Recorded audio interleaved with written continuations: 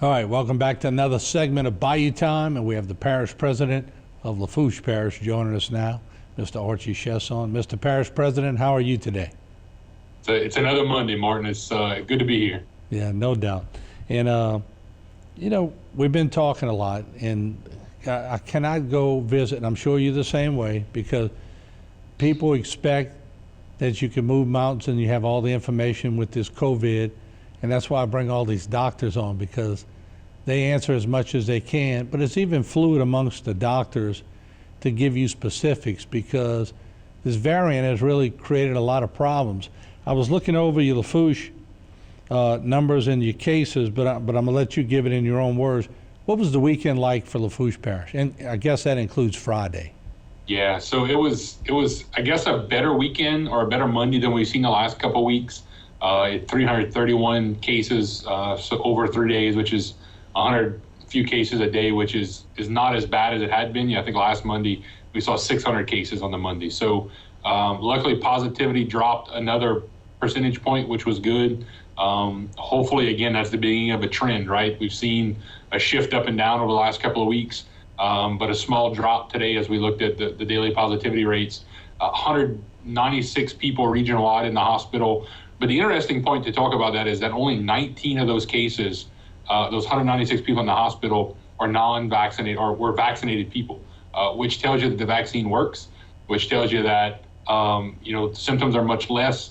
That those kind of people are not going into the hospital. I think Ochsner every day puts out a graphic about the number of cases they have in their system-wide, and they're over 1,000. I think the percentage was 87 of them were non-vaccinated people. So, we continue to talk about how that's a good thing. And look, I still know there's a lot of back and forth about the vaccine, people on both sides of the fence. But again, that's why we tell you, talk to your doctor, talk to your loved ones. And if you think it's right for you, go ahead and get it. It's the easiest way to protect yourself, just like a flu shot or anything else. But 65 patients in the hospital in Lafourche, and I think 25. I'm looking at the spreadsheet on my screen while we're talking. 25 of those 196 regional-wide are on vents. So hospitalizations have gotten back up there, kind of at the critical mass point as we've talked about for several weeks. So hopefully as things settle down, as we've seen vaccination rate rise over the last several weeks, just out of I guess people starting to get it, you've seen more and more people or more and more companies begin to mandate it. So I think that's driven up the rate. But when you look at vaccine rate at about 34%, you look at herd immunity, as we would say, at about 14%, because we have about 14,000 people who have tested positive across Lafourche Parish since the beginning of the pandemic. So we're only at 47. We're not even halfway there yet between vaccine and herd immunity. So we still have a little bit of work to do. As far as questions come, one of them has to do with the schools, and I know you're not a superintendent, but you talk with the superintendents and all. And I don't really know how to answer that, because there's a one hand saying continue, we need to continue life as we knew it before, we need to keep moving forward, we need to make this happen. Then the other ones are saying, why are the kids going to school? That's a question that is so hard for me to answer. Maybe you have a better answer, but I don't know a good answer you could give in that circumstance, because when people make up their minds, they pretty much sticking with where they're going.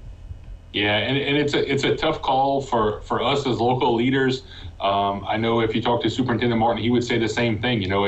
It's tough for me to look a business in the eye and talk about local capacity limits or shutting things back down again, knowing all the hardships that we've had over the last years we've dealt with this thing. And if we're going to keep restaurants and bar rooms and things like that open, it's hard for me to tell the superintendent, well, maybe you ought to think about shutting down schools. So it's really a collective effort. As we continue to talk to our hospital CEOs, as we continue to talk to medical professionals, it's going to be an ongoing kind of situation. I can't imagine we get back to kind of that phase one, everybody's locked down and at home stage. I pray we never get back to that point, not only for governments as we continue to do business, but also those small businesses and even our larger businesses, the oil and gas guys who've had to quarantine people and book up hotel rooms for the last year to keep people safe before they brought them offshore. So it's really, and I told this to a local doc a couple of weeks ago, I'm stuck between a rock and a hard place, right? I'm torn between keeping things up and running, keeping our economy moving, keeping things like the hope for some of these fairs and festivals coming in October alive, and dealing with what do we have to do to keep people safe. And I think that's why so many of us as local leaders still continue to go back to encouraging the vaccine and encouraging people who are sick to think about those monoclonal antibodies that Osher and Lady of the Sea and Thibodeau Regional are pushing out there.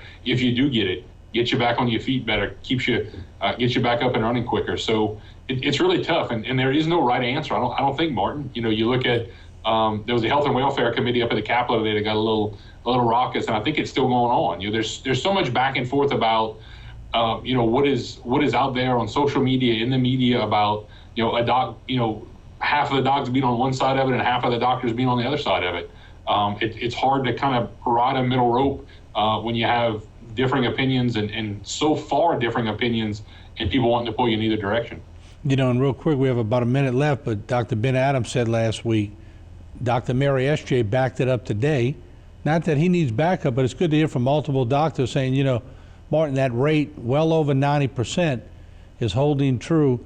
The ones in the CCU are non-vaccinated. That's telling to me, but I don't know what else you have to do to get the point across. But, we do live in America and people have a right to make their decisions, but they are looking at the data and we just pass it on. Yeah, no doubt, Martin. That's what's hard. People have called on me to institute a parish-wide vaccine mandate. And it's something that I'm not going to do because you're right. This is still America, and people have the right to choose. As a leader, and again, people hate to listen to the politicians sometimes because it's gotten so polarized. But I will tell you, from looking the docs in the eye who developed the vaccine to the guy at the FDA who quality controlled it, it's a safe function. And if you believe in the efficacy and you believe that it's right for you, then get the shot in the arm and let's get back to life as normal. All right. Thank you, Parish President. Good to see you again. Thank you, Martin. Appreciate it. Bye-bye. Take care.